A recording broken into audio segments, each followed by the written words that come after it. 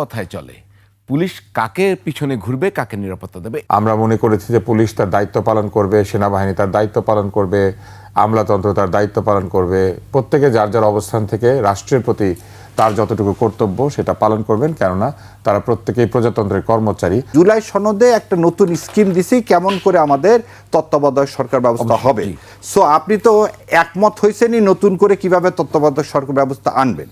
তো আজকে ওই ত্রয়োদশ সংশোধনীতে ফিরে যায়, এটা একটা ফিউচার এক্সারসাইজ হবে। এদেশের মানুষ আনইলেক্টেড গভর্নমেন্ট বা ইলেক্টেড না, এদেশের মানুষ তার ভোটের অধিকার আদায়ের জন্যই এই তত্ত্বাবধায়ক সরকার ব্যবস্থা চাইছে। পুলিশ যদি প্রয়োজন মনে করে ওনার পাশে হাঁটবে, প্রয়োজন মনে করে সামনে হাঁটবে, প্রয়োজন মনে করে পিছনে হাঁটবে। পুলিশের কাজ নিরাপত্তা দেওয়া।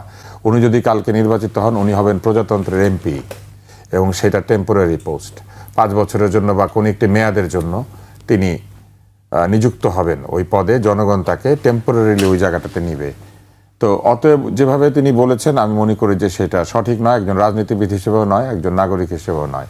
পুলিশ পিছনে হাঁটবে কেন, কি কারণে? ওনার পিছনে হাঁটার দায়িত্ব পুলিশের, নাকি ওনার সামনে হাঁটার দায়িত্ব? এবং ব্যক্তিগতভাবে ওনার যদি সেই নিরাপত্তার প্রাপ্য হয়ে থাকেন, পুলিশ সেটা দিবে। আর যদি প্রাপ্য না হয়ে থাকেন, তাহলে দিবে না।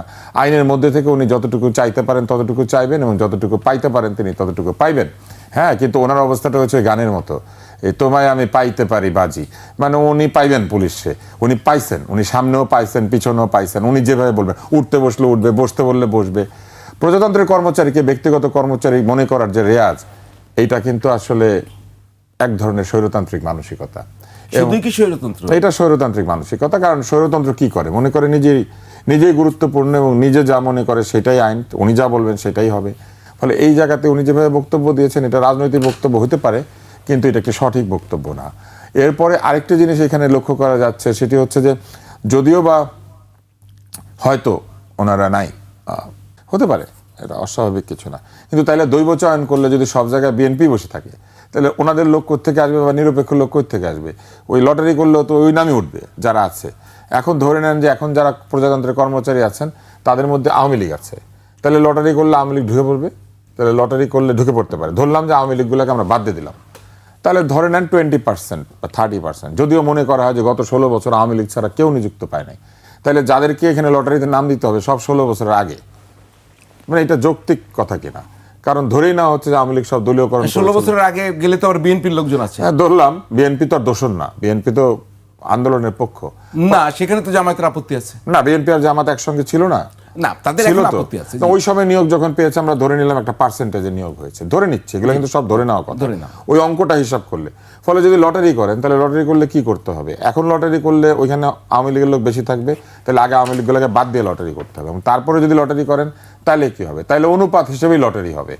যদি প্রশাসনে 80% বিএনপির লোক থাকে, তাহলে লটারি তো 80% উঠবে, বা 70% উঠবে।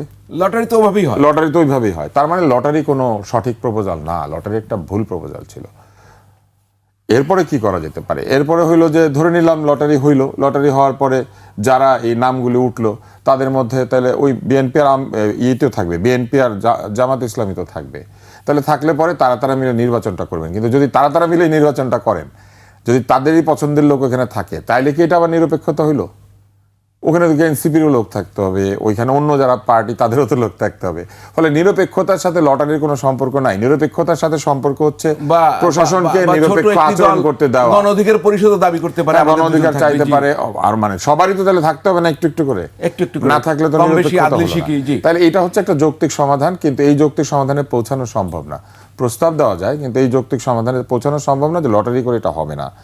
নিরপেক্ষতার জিনিসটা কি? একটু আগেই ব্যারিস্টার সাহেব বলছিলেন যে বহু লোককে নিয়ে আসা হয়েছে, যারা আগের লোক, মানে যাদের 1700 লোক, তাই না? 1700 লোক। তাহলে এই 1700 লোকের লটারিতে নাম থাকবে না? থাকবে। তাহলে এই 1700 লোককে আনা হইলো কিসের ভিত্তিতে? দলীয় পরিচয়ের ভিত্তিতে। উনি তো তাই বলেছেন। তাহলে কি এই সরকার দলীয়করণ করেছে? যে সরকার দলীয়করণ করেছে সেই সরকারকে নিরপেক্ষ নির্বাচন করতে পারবে? এই প্রশ্নটা উঠবে না? উঠবে তো। হ্যাঁ, তার মানে এই 1700 লোক কি বেছে বেছে আনা হয়েছে, যারা ওই সময় চাকরি বাকরি পেয়েছিলেন, বিএনপির লোক ছিলেন? তাহলে সাথে আরো একটা প্রশ্ন আসে, তাহলে বিএনপিও দলীয়করণ করেছিল, 1700 দলের লোককে নিয়োগ দিয়েছিল? তাহলে 1700 যদি দলের লোককে নিয়োগ দিয়ে থাকে, তাহলে দলীয়করণের দোষ আর 16 বছর কি? তাহলে 21 বছর। তাহলে তারও আগে 42 বছর, তারও আগে 50 বছর, তারও আগে 47 থেকে, তারও আগে মনে করেন ব্রিটিশরা তো দলীয়করণই করেছিল, কারণ ব্রিটিশরা হচ্ছে এখানে এসে নিজেদের লোক নিয়োগ দিত। সাদা চামড়া না হইলে আপনি ডিসি হইতে পারতেন না, পারতেন না। তাহলে ব্রিটিশরা তো জাতিকরণ করেছিল, মানে রেসিজম এক ধরনের। তার আগে কি করেছিল? মুঘলরা তো ফার্সি ভাষা চাপিয়ে দিয়েছিল। ফার্সি কি আমাদের এখানকার ভাষা? ফার্সি তো ইরানের ভাষা। সেই ভাষাতে আমরা দলিল টলিল লিখতাম। ভাই, আমাদেরকে একটা যুক্তিসঙ্গত সমাধানে আসতে হবে। প্রথম সমাধান হচ্ছে এই ধরনের বক্তৃতা দিলে বক্তৃতা যেমন প্রশ্নবিদ্ধ হবে, নির্বাচনও প্রশ্নবিদ্ধ হবে। এবং এই রকম অ্যাটিচিউড যদি কোনো রাজনীতিবিদের থাকে, তাহলে এটা বুঝতেই হবে যে ওই যে কর্তৃত্ববাদী মনোভাব, সেই মনোভাব মন থেকে যায় নাই। হতে পারে পুরনো মানুষ, হতে পারে বয়স্ক মানুষ, হতে পারে তাদের যুগে তারা কর্তৃত্ববাদী রাজনীতি করেছেন, কিন্তু সেই কর্তৃত্ববাদের অবসান ঘটাতেই তো আন্দোলনের বৃহত্তম শক্তি এনসিপি একজন রিকশাওয়ালাকে মনোনয়ন দিয়েছে। জি, ঢাকা ওই আসনটা এখন খুব তাহলে আলোচিত। কর্তৃত্ববাদের এটা একটা অবসান। আজকে বাংলাদেশের সকল ব্যাটারি রিক্সা এবং পেডেল রিক্সাওয়ালা স্বপ্ন দেখতে পারছে সে এমপি হবে। তাহলে ফুডকার্টের মালিক, তাহলে ধরেন ঠেলাগাড়ি চালক, সকলেই তো স্বপ্ন দেখতে পারছে। এটা একটা বিরাট ব্যাপার নয় কি? যে কোনো লেভেলের মানুষ, যে কোনো লেভেলের মানুষ এমপি হবার স্বপ্ন দেখতে পারছে।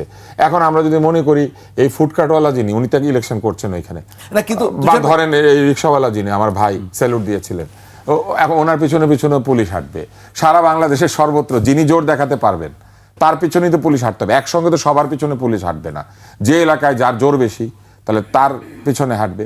তাহলে আবার গিয়ে কি দাঁড়াচ্ছে? ইলেকশনে জোর খাটানোর বিষয়টিকে একটা ধারণামূলক বলা হয়েছে যে আমাদের যেহেতু শক্তি আছে, আমাদের কথা শুনতে হবে, আমাদের কথা উঠবে, আমাদের কথায় বসবে। আরে জনগণের কথায় যদি একটু উঠতো আর বসতো, সাধারণ জনগণ যদি এই সেবাটা পেত, তাহলে আমাদের জনগণের জীবন অনেক গুরুত্বপূর্ণ হতো।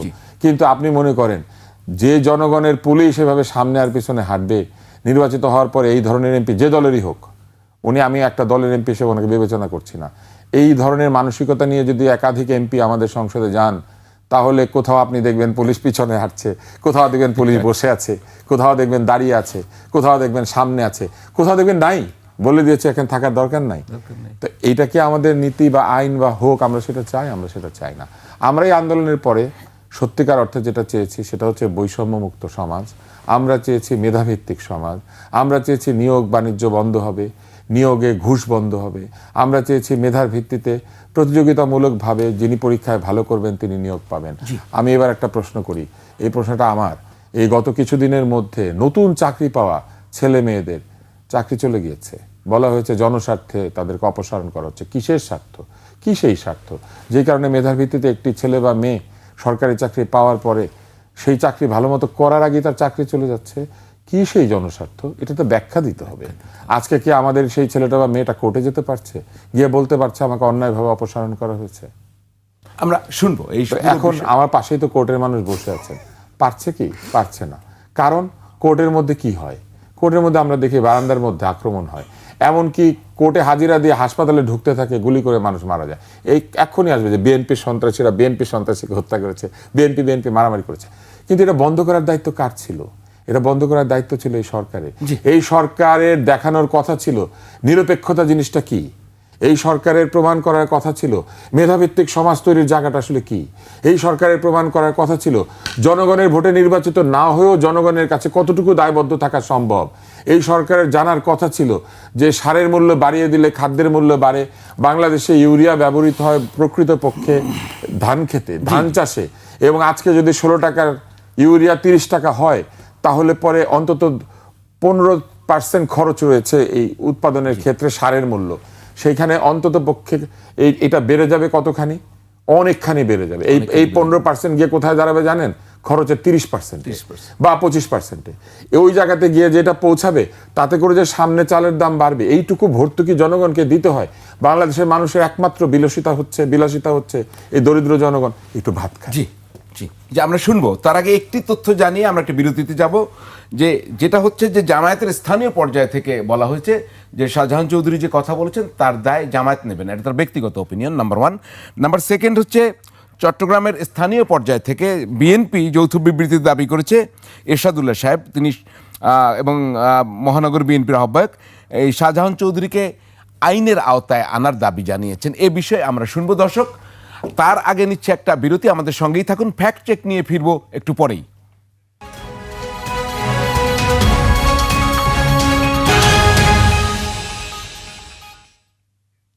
দর্শক, বিরতির পর ফিরে এলাম ফ্যাক্ট চেক নিয়ে। আমাদের সঙ্গে আছেন ডাক্তার আব্দুল নূর তুষার, রয়েছেন ব্যারিস্টার শাহরিয়ার কবির। আমরা আলোচনায় ছিলাম জামায়াতের নেতা এবং মজলিসের শুরা সদস্য শাহজাহান চৌধুরীর বক্তব্য নিয়ে, এবং বলছিলাম যে জামায়াতের স্থানীয় পর্যায় থেকে বলা হয়েছে শাহজাহান চৌধুরীর এই বক্তব্যের দায় জামায়াত ইসলামী নেবে না। আবার বিএনপির স্থানীয় পর্যায়ে চট্টগ্রাম থেকে বিবৃতি দিয়ে বলা হয়েছে শাহজাহান চৌধুরীকে আইনের আওতায় আনতে হবে।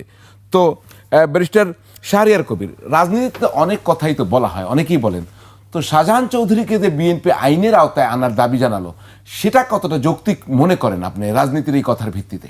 আচ্ছা, তার আগে একটু বলে নিই, আমার বিজ্ঞ সহাত আলোচক ভাই যা বলছেন মোটা দাগে এই কথাগুলোকে আমি সমর্থন করি।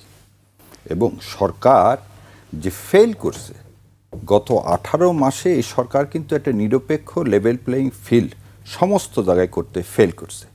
এই বিষয়ে মত পার্থক্য হওয়ার কোনো জায়গা নেই।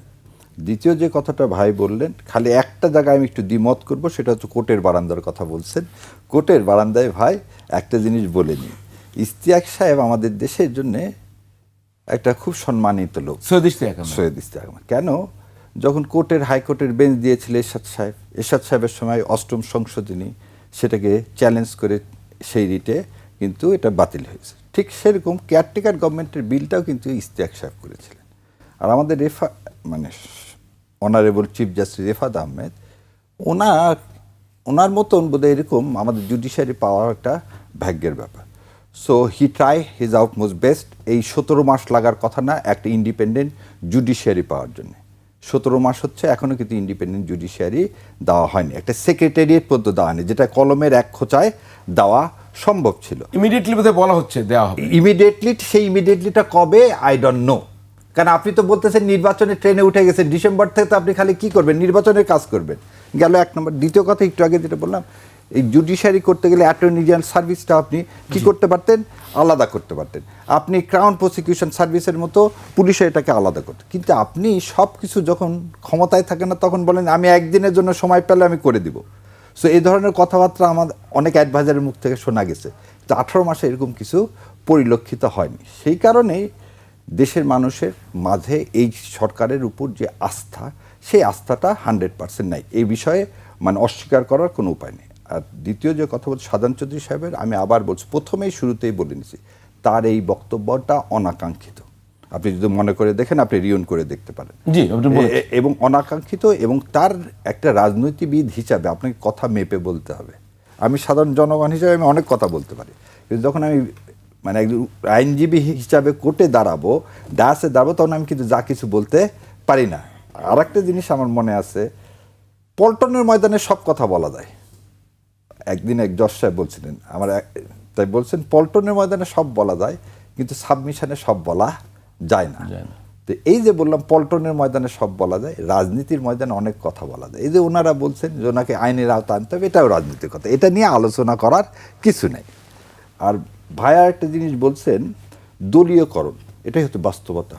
আমাদের সব সময় প্রতি সরকারের আমলেই দলীয়করণ হয়েছে, এটা অস্বীকার করার কোনো উপায় নেই। আজকে যে জুলাই ম্যান্ডেট পাওয়া গেল, এখন মানুষ কি চায়, এই যে আমি একদম সত্যি প্রচণ্ড রকমের শখ যদি তিনি এই কথা বলে থাকেন, পুলিশ আগে আসবে পিছিয়ে আসবে, এটা অবশ্যই এটা হচ্ছে অটোক্রেসির একটা ওয়ান অফ দ্য নমুনা। এবং এই দলের কাছে এটা কেউ আশা করে না। উনি কি ভেবে কেন বলছে, এই জিনিসটা আমার কাছে মনে হয় ওনার পরিষ্কার করা উচিত। আমি তো আর ওনার মনের কথা জানবো না। আর কিন্তু এই ধরনের কথা আসা উচিত না তার মতো রেসপন্সিবল রাজনীতিবিদের কাছ থেকে। আর একটা জিনিস বলি, ইনস্টিটিউশনালাইজেশন যতক্ষণ আপনি না করবেন, প্রতিটা প্রাতিষ্ঠানিকরণ না করবেন, ইলেকশন কমিশনকে আপনি প্রাতিষ্ঠানিকরণ করেননি 18 মাসে। আজকে যে বলতেছেন, আজকে আমাদের ইলেকশন কমিশন ঢাল নাই, তরল নাই, নিধিরাম সর্দার, তাকে দিয়ে আপনি কিভাবে ইলেকশন করবেন? আপনি আমাকে বলেন যে এই যে রিটার্নিং অফিসারগুলো সব কি হয়, ডিসি সাহেবরা হয়। এই যে ভাই যেটা বললেন যে 16 বছরে যারা আছে, এগুলোকে যদি আপনি বাদ দিতে যান, আপনি ইলেকশনই করতে পারবেন না, সেই লোকই খুঁজে পাবেন না। তাহলে নির্দলীয়করণ করবে কিভাবে? এই সরকার প্রথম থেকে করতে পারতো, সেটা কিভাবে সম্ভব? দেখেন আপনি দেখেন, এখানে একটা অবজারভেশনও আছে। আগে বিসিএস পরীক্ষা দিলে যারা হতো, পুলিশ বাসায় যা চেক করতো যে এই পরিবারের কেউ বিএনপি বা জামাত করে কিনা, এবং তাদেরকে কিন্তু অ্যাপয়েন্টমেন্ট দেওয়া হয়নি। এটা কিন্তু পেপার পত্রিকা সব জায়গায় আসছে। সো এইরকম একটা সমাজে আমরা একটা আন্দোলন করলাম, আন্দোলন বিপ্লবের পরে আমরা কি করতে পারতাম? আপনাকে সেরকম কোনো স্টেপ নিতে হতো। আপনি পুলিশে একটা লোক দেননি, বারবার প্রথম থেকে দাবি আসলো যে জুলাই অভ্যুত্থানে যারা অংশগ্রহণ করছে তাদেরকে পুলিশে নেন, আপনি এ পর্যন্ত পুলিশ নেন, আপনি 16 না 1700 খালি সার্জেন্ট নিলেন যাতে রাস্তা ইয়া করা যায়। আপনি কি এটা পারতেন না? একটু আপনাকে বলি যে পুলিশের, আমি তো পুলিশ তো মানে কনস্টেবল না, পুলিশ মানে আইজিপি থেকে শুরু করে আমি কনস্টেবল কথা বলতেছি। আমি একটু বলি আপনাকে। আইজিপি মানে আপনি এখনকার যে আইজিপি উনি কি দলীয়ভাবে নিয়োগপ্রাপ্ত না? আমি আপনাকে প্রশ্ন করি। Yes. মানে মানে দলের বাইরে কে আছে? তো এখন আইজিপি মানে কনস্টেবল তো ডাজন্ট ম্যাটার, আইজিপি ম্যাটার করে। তাহলে আইজিপি থেকে কনস্টেবল পর্যন্ত আমি একটা সেক্টরই ধরি, এখানে দলীয়করণ মুক্ত করবেন কিভাবে? আমি সেটাই আপনার কাছে জানতে চাইছি। আর যদি দলীয় লোক দেন তাহলে বিএনপি যেহেতু বড় দল তার বেশি আছে, জামায়াত যেহেতু তার চেয়ে একটু আমরা সাধারণভাবে বলতে কম, তার কম আছে, তো দলের লোকই তো আছে ভাই একই রকম যদি চলতে থাকে তাহলে এই পরিবর্তনটা হয়ে লাভ তাহলে কি হলো? আপনি এখান থেকে নিয়োগ দিয়ে আইজিপি 16 মাসে কিভাবে বানাবেন সেটি আচ্ছা, আপনার আমি আপনাকে একটা জিনিস বলি। আপনি বলতেছেন যে নিরপেক্ষ লোক কি আমাদের দেশে নাই? আমাদের এই যে এই তত্ত্বাবধায়ক সরকারের যে লোকগুলো আছে কারো দিকে কি বলা হচ্ছে যেমন 3 জন বা 4 জনের বিরুদ্ধে একটা এলিগেশন আসছে যে তারা সেটা পারফর্ম করেনি, তার মধ্যে কিন্তু 2 জনই হচ্ছে ছাত্রদের প্রতিনিধি। তা আমি সেখানে আপনাকে বলি যদি মানুষ ইচ্ছা করতো এবং এই সরকার চাইতো তাহলে এদের ধর একটা কথার কথা বলি, আপনি একটু আগে বললেন আপনার মতো একজন স্বনামধন্য সাংবাদিক থেকে তো একটা প্রেস সচিব বানায় দেওয়া যেত না, সেটা আর একটা উদাহরণ দিলাম সেটা ঠিক হতো না। না না না একটা কেন ঠিক হবে না? আপনি একটা জিনিস বলি, আপনি একটা মানদণ্ড তৈরি করে আপনি যে আইজিপির কথা বললেন, আইজিপিকে যে অ্যাপয়েন্টমেন্ট দেওয়ার জন্য কি সমস্ত রাজনৈতিক দলের সাথে বসছে? না। একটা কোনো কমিটি করা হয়েছে? না। সরকার যাকে ইচ্ছা তাকে অ্যাপয়েন্টমেন্ট দিছে যে যে জায়গায়। এখন ধরে নেন যে ঐক্যমত কমিশনের ইয়া ছিল, কি ছিল? ভাইস প্রেসিডেন্ট, তাকে আপনি এখন উপদেষ্টা মর্যাদা দিচ্ছেন কেন? আর লোক নাই। সরকার যদি নিজেকে প্রশ্নবিদ্ধ করতে চায়, আমার কাছে এটা মনে হয় না সারা দেশে। ইয়েস, এই যদি সরকার নিজেকে প্রশ্নবিদ্ধ করতে চায় তখন এই সাধারণ চৌধুরী সাহেবের মতো বয়স্ক মানুষেরা এই কথাটা বলবেই যে এই আরও একটা জিনিস বলি, লটারির কথাটা বলছে, এটাকে আমার সমর্থন করি না। লটারি দিয়ে কোনোদিন আপনি নিরপেক্ষ লোককে বসাবেন, এটা আহম্মকের কথা।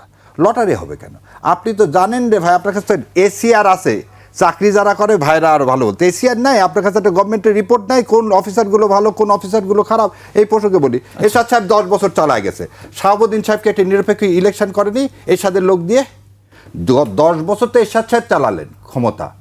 তাহলে কি এইটা ম্যাটার করে না? যারা সর্বোচ্চ জায়গায় আপনার উপদেষ্টা পরিষদ বলেন বা পরে তত্ত্বাবধায়ক যাই বলেন, এইখানে নিরপেক্ষতাই মেইন। এখানকার নিরপেক্ষতাই মেন। কোনখানকার? আর ওই উপরেরটাই, যদি উপরেরটা হচ্ছে মূল ভাই, আপনি যদি মূলকে যদি আপনি না রাখেন, ক্লিয়ার করেন উপরেরটা কারা? তত্ত্বাবধায়ক সরকার যারা আছে তারাই প্রধান উপদেষ্টা এবং তার উপদেষ্টা পরিষদ। সেটা তো আমরা বারবার বলতেছি এক কথা, তত্ত্বাবধায়ক উপদেষ্টা এবং তাদের বিরুদ্ধে কেন অনাস্থা আসবে 18 মাসে? কেন বিএনপি, এনসিপি, জামাত সবাই বলবে যে এখানে উপদেষ্টাদের মধ্যে সমস্যা আছে? তিনটা দলই কিন্তু তাদের প্রতি আস্থা রাখতে পারতেছেন। তার মানে কি? 3টা দল মানে কিন্তু সারা দেশের মানুষ, এই সারা দেশের মানুষ তো তাদেরকে বসাইছে। 18 মাসে তারা পারে না, তাহলে পলিটিক্যাল গভর্নমেন্টের বিষয়ে তারা যে আঙ্গুল তোলে, তাহলে এইটা করা ঠিক না। আর একটা জিনিস বলি, আমাদের দেশ ইউএসের মতো না। ইউএসএ কি যখন যে গভর্নমেন্ট আসে সেই গভর্নমেন্টের কি হবে, সেই গভর্নমেন্টের সমর্থনকারী লোকগুলো সচিবালয়ে আসে, আবার গভর্নমেন্ট চলে যাবে সচিবালয় থেকে সব চলে যাবে। আমাদের দেশে কিন্তু সেই সিস্টেম না। কিন্তু আমাদের দেশে যেরকম আপনি নিরপেক্ষ লোক খুঁজে পাবেন না, নিরপেক্ষ সে কাজ করবে না, ভোটের জন্য সে দায়িত্ব পালন করবে না, এই কথাটাও ঠিক। আমরা একটু শুরু, তাহলে আপনার কথা যে শুনলাম, আমি একটু 3টা দলের বক্তব্য শুনে আব্দুল নূর তুষার আপনার কাছে যাব। 3টা দলের বক্তব্য পরপর শুনি। অন্তর্বর্তীকালীন সরকার যদি নিরপেক্ষ না থাকে তাহলে একটা নিরপেক্ষ সরকার দরকার হবে নির্বাচনের সময়। আমি কথাটা বলতে কারণ আছে, কারণ আমরা দেখি যে বেশ কিছু বিষয়ে অন্তর্বর্তীকালীন সরকার নিরপেক্ষতা পালন করতে পারছেন না। প্রধান উপদেষ্টার ভাষণ একটি দলের প্রতি আনুগত্যে প্রকাশ পেয়েছে এবং এর মাধ্যমেই জাতি যে একটি নিরপেক্ষ সুষ্ঠু নির্বাচন আশা করেছিল, জাতি সে আকাঙ্ক্ষা ব্যাহত হয়েছে। গণভোট এবং জাতীয় নির্বাচন দুটি একেবারে ভিন্ন ইস্যু। জনগণের স্বার্থেই তো দেশের বাঁচে। জনগণের সরকারকে বসিয়েছে, সেই সরকার চেয়ারে বসার পরে জনগণকে বলে আমি তোমাকে চিনি না, আমি শুধু বিএনপি এবং জামায়াতকে চিনি। এটা তো জনগণের সাথে একটা হাস্যরসিকতা করলো এই সরকার। প্রশ্ন কিন্তু আমার এটা না, প্রশ্ন উঠেছে 3টি দলই বলছে এই সরকারের নিরপেক্ষতা নিয়ে প্রশ্ন তুলছে যে যার ফরম্যাটে। আমি যদি আরো একটু বলি, যেমন তারা এনসিপি মনে করে কয়েকজন উপদেষ্টা, বিএনপি মনে করে কয়েকজন উপদেষ্টা, জামাত মনে করে কয়েকজন উপদেষ্টা। এই কয়েকজন মিলে এলে তিন দলের অপছন্দের উপদেষ্টা মিলে এলে পুরো উপদেষ্টা পরিষদ হয়ে যাবে। আমার কথা হচ্ছে যে সুযোগটি এসছে এখন তত্ত্বাবধায়ক সরকারের অধীনে যে রায়টা চলে এসছে বৃহস্পতিবারে, যে তত্ত্বাবধায়ক সরকার ব্যবস্থা সংবিধানে পুনর্বহাল হয়েছে, তাহলে এখন নির্বাচনটা হতে অসুবিধা কি? এই সরকারের এই পরবর্তী নির্বাচন তত্ত্বাবধায়ক সরকারের অধীনে হলে অসুবিধা কি? কারণ হচ্ছে তিন দলই তো এই সরকারকে নিরপেক্ষ বলছে না। এখানে দুটি প্রশ্ন আপনি করেছেন। একটা হচ্ছে এই সরকারের নিরপেক্ষতা প্রশ্নবিদ্ধ কিনা। এই সরকারের নিরপেক্ষতা প্রশ্নবিদ্ধ, এটা তারা নিজেরাই করেছেন, অন্যদেরকে প্রশ্ন করতে হয় না। তাদের বিভিন্ন কাজকর্মের মধ্যে দিয়েই বহু অনিরপেক্ষ বা দলীয় পক্ষ এই ধরনের আচরণ হয়েছে। আমি আজকেই শুধু একটা বলি, আজকে ভুটানের প্রধানমন্ত্রীর সঙ্গে একাধিক রাজনৈতিক দলের মেম্বাররা দেখা করেছেন। রাজনৈতিক দল যখন আমন্ত্রিত অতিথির সাথে দেখা করে, এটা কোনো রাষ্ট্রীয় অনুষ্ঠান না, সরকারি অনুষ্ঠানও না। এটা কেন প্রধান উপদেষ্টার যে ফেসবুক পেজ আছে কিংবা প্রধান উপদেষ্টার যে মানে প্রচারের অংশ আছে, সেখান থেকে এটা কেন দেখানো হবে? ওনার সঙ্গে তো দেখা করতে যাদের সঙ্গে উনি পড়াশোনা করেছেন তারাও যেতে পারে, কিংবা ওনার সঙ্গে দেখা করতে ওনার ব্যক্তিগত বন্ধুরাও যেতে পারে। সেরকম যে 3টি দল গিয়েছে তারা তো সরকারের অংশ না, বা আরও যদি 5টা দল যাক, 10টা দল যাক, তারা কেউ তো সরকারের অংশ না। সরকার কেবলমাত্র সরকারি প্রোটোকল অনুযায়ী এবং সরকারের যে সারাদিনের যে কর্মসূচি, সেই কর্মসূচিগুলির ছবি সরকারের পক্ষ থেকে পোস্ট হবে। কিন্তু এইগুলো তো যেটা পোস্ট হয়েছে, এনসিপি দেখা করেছে বা অন্যরা দেখা করেছেন, এইটা তো সরকারি পোস্ট থেকে আসা উচিত না, কিন্তু সেটা এসেছে। এবং এসেছে প্রথমে এনসিপিটা আসার পরে যখন সমালোচনা শুরু হয়েছে তখন বাকিগুলো এসেছে। হয়তো এটা পরিকল্পনার মধ্যেই ছিল, কিন্তু এটা সঠিক হয় না এই কাজটা। এরকম অনেক ছোট ছোট কাজ আছে যেগুলো দেখলে মনে হবে যে এই সরকার কিছু দলের সঙ্গে একরকম আচরণ করেন, কিছু দলের সঙ্গে আরেক রকম। যেমন এনসিপির প্রতিনিধি, বিএনপির প্রতিনিধি এবং জামাতের প্রতিনিধি জাতিসংঘে বেড়াতে গেলেন, কিন্তু গণ অধিকার পরিষদের কেউ যেতে পারলেন না কেন? গণ অধিকার পরিষদের নেতৃবৃন্দ কি এনসিপির চাইতে কম যোগ্যতা সম্পন্ন? এবি পার্টি কেন যেতে পারলেন না? তারা কি কম যোগ্যতা সম্পন্ন, নাকি জাতিসংঘে যাওয়ার মতো যোগ্যতা মেধা তাদের নাই? জাতিসংঘের গিয়ে এয়ারপোর্টের পিছনের দরজা দিয়ে বের করে নেওয়ার মতো যে একটা ব্যাপার, সেই মেধা যোগ্যতাও তাদের নাই, তাই না? তো এবং ডিম খাওয়ার যোগ্যতাও নাই। তো ব্যাপারটা কি এরকম? ব্যাপারটা তো সেটা নয়। তাহলে এরকম আচরণ হয়েছে। আমরা দেখেছি যখন তখন যমুনা ঘেরাওয়ের কর্মসূচি দিয়ে দেয় কিছু কিছু দল, তাদেরকে কেউ কিছু বলে না। আর আপনি এখন বলেন আপনি যমুনা ঘেরাও করবেন, এখন বলেন, দেখেন আপনার কি অবস্থা হয়। তো এইগুলা কি এক ধরনের পক্ষপাতমূলক আচরণ নয়? এগুলা তারা করেছে। তাহলে এগুলো মনে করিয়ে দিতে হয় বারবার। বাঙালি জাতির স্মৃতিশক্তি, ভিটামিন ডির অভাব, বিভিন্ন ভিটামিনের অভাব আমাদের আছে। ছোটবেলা আমরা রাতকানা রোগে ভুগেছি বছরের পর বছর। ভিটামিন এ এবং ডি এর অভাব তো আমাদের সর্বজনবিদিত, আন্তর্জাতিকভাবে স্বীকৃত। এখন তো আমরা বাঙালি আন্তর্জাতিকতা পছন্দ করে, যে কোনো কিছু আন্তর্জাতিকভাবে স্বীকৃত হলে ওইটাকে আমরা খুবই গুরুত্বপূর্ণ মনে করি। যেমন আমাদের ভিটামিন এ এবং ডি এর অভাব, এটা আন্তর্জাতিকভাবে স্বীকৃত। বাংলাদেশে আপনি নিশ্চয়ই জানেন যে ভিটামিন এ খাওয়ানোর একটা উৎসবের মতো হতো এক সময়। তো এগুলা আছে, কিন্তু আমাদের যে বুদ্ধিমত্তার বুদ্ধাঙ্ক কোন লেভেলে আছে এইটা নিয়ে কোনো আন্তর্জাতিক গবেষণা নাই বলে এটাকে আমরা ঠিক মানতে চাইছি না। তো আমি আবার আমার প্রসঙ্গে আসি। এখন দেখেন যে জায়গাটাতে আমরা ছিলাম, তাহলে এই নিরপেক্ষতার জায়গাতে কি হলো? তত্ত্বাবধায়ক সরকার প্রযুক্ত হয়ে গেল আদালতের মাধ্যমে। একেবারে আমরা জেনে গেলাম যে তত্ত্বাবধায়ক সরকার এসে গিয়েছে, এখন আর এটা হবে না। তবে পরবর্তী নির্বাচন, 5 বছর পরে যে নির্বাচন, চতুর্দশ, এইখানে 3টা আদর্শিক প্রশ্ন আছে। প্রথম হচ্ছে অনির্বাচিত সরকার যারা এখন দেশ চালাচ্ছেন তাদের হাতে নির্বাচন নিরাপদ, কিন্তু আগামীতে যারা নির্বাচিত হবেন তাদের কাছে নির্বাচন অনিরাপদ। আগামী এই নির্বাচনে কারা যাবেন? যারা জুলাই সনদে স্বাক্ষর করেছেন।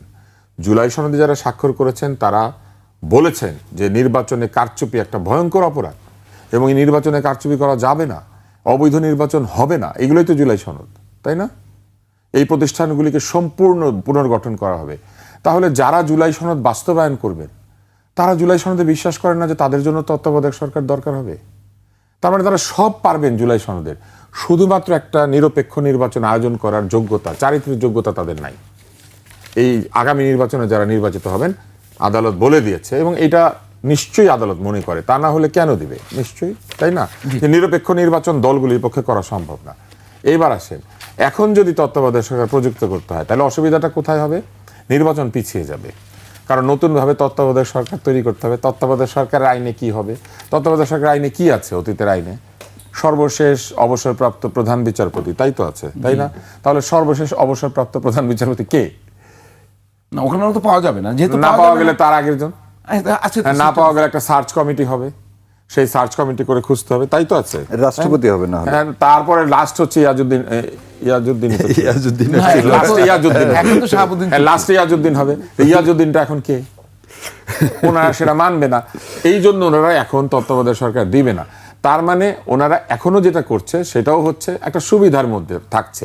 এইবার আসেন, এইটা আরেকটা ঝামেলা হবে এখন তত্ত্বাবধায়ক সরকার দিলে, সেইটা হচ্ছে এখন নতুন করে তত্ত্বাবধায়ক সরকার হবে, তারা এসে বলবে আমাদেরকে 90 দিন সময় দেন। তত্ত্বাবধায়ক সরকারের মেয়াদ তো 90 দিন, 90 দিনের মধ্যে নির্বাচন করতে হবে।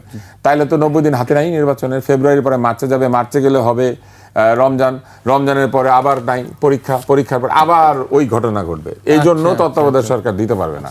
অতএব যা আছে তাহা লইয়াই, অর্থাৎ ওই যে বলে না, নাই মামার চাইতে জি কানা মামা ভালো, কিন্তু দেশে কোনো কানা নাই, কারণ আমরা ভিটামিন এ খেয়েছি। রাত কানাও নাই, দিন কানাও নাই, দেশে কি আছে জানেন? দলকানা। এবং এই দলকানারাই আমাদের দেশটা চালাবে ভবিষ্যতে। তারা নিজেরা একজন আরেকজনকে দলকানা বলে, কিন্তু নিজেদেরকে আবার বলে না আমাদের রাতকানা তো দূর হয়েছে। এবং অবশ্যই বাংলাদেশে রাতকানা নাই, কারণ রাতে কোনো নির্বাচন হবে না, দিনে হবে ইনশাল্লাহ। দলকানার বোধহয় কোনো ট্রিটমেন্ট এখনো বাংলাদেশ আবিষ্কার না। আমরা একটা ব্রেকে যাব, তারপরে ব্যারিস্টার সাহেবের কথা শুনবো। দর্শক, ফ্যাক্ট চেকে আরো একটি বিরতি নিচ্ছি, ফিরবো একটু পরেই, আমাদের সঙ্গেই থাকুন।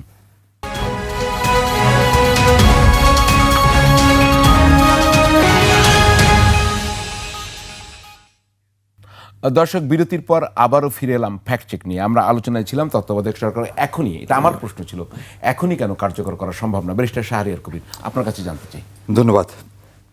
দেখেন, Gokhale, he was the prominent historian and রাষ্ট্রবিজ্ঞানী ছিলেন। সে একটা কথা বলতো সবসময়, বাংলা যা আজকে চিন্তা করে, ইন্ডিয়া চিন্তা করে আগামীকাল।